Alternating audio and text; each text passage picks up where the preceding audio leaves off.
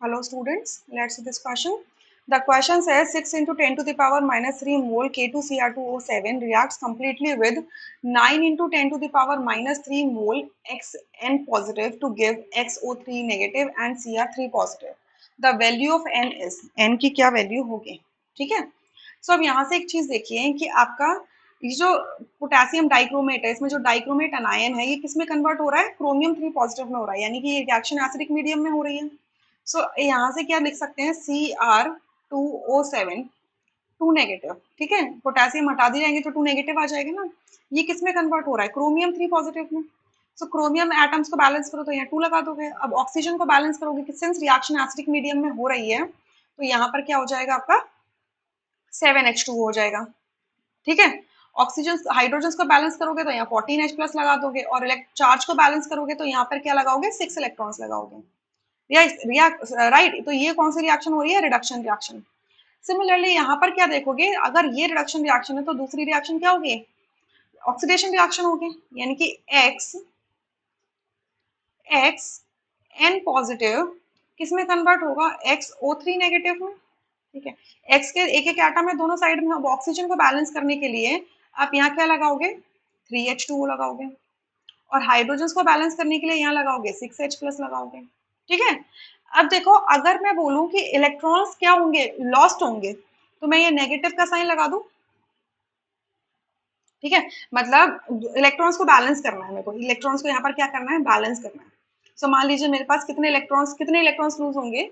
सो यहाँ पर क्या हो जाएंगे, एक बॉक्स ले लो, ये इलेक्ट्रॉन्स है, ठीक है। सो इस बॉक्स की वैल्यू क्या हो जाएगी, यहाँ पे लेफ्ट हैंड साइड में कितने पॉजिटिव पॉजिटिव चार्ज है, पॉजिटिव N है। यहाँ पर कितना है, ये -1 है, ठीक है। और ये कितना है, +6 है। और ये कितना है, इस बॉक्स की वैल्यू है, ठीक है।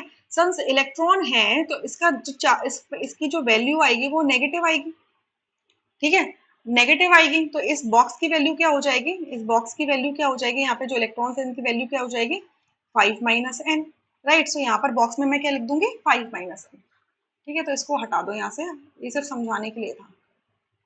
ये हो जाएगा आपका 5 - n। यहाँ पे कितने यहाँ पे कितने इलेक्ट्रॉन्स रिलीज हो जाएंगे, 5 - n इलेक्ट्रॉन्स रिलीज हो जाएंगे, क्लियर, 5 - n।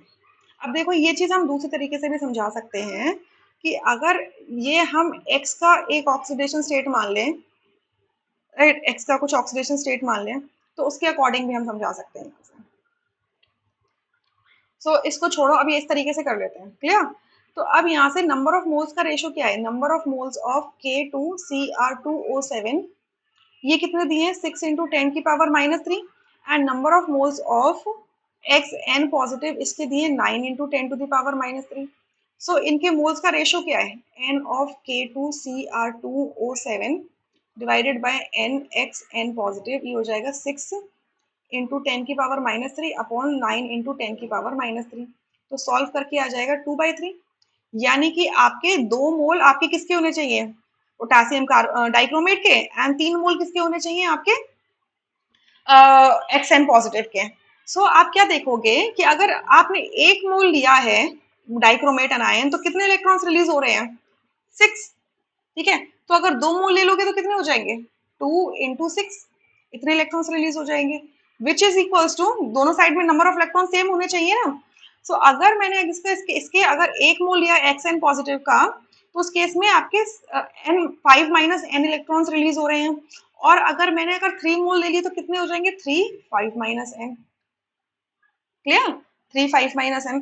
ये क्या है, नंबर ऑफ इलेक्ट्रॉन गेन्ड, और ये क्या हो जाएगा आपका नंबर ऑफ इलेक्ट्रॉन लॉस्ट, ठीक है। ये इस तरीके से हो जाएगा।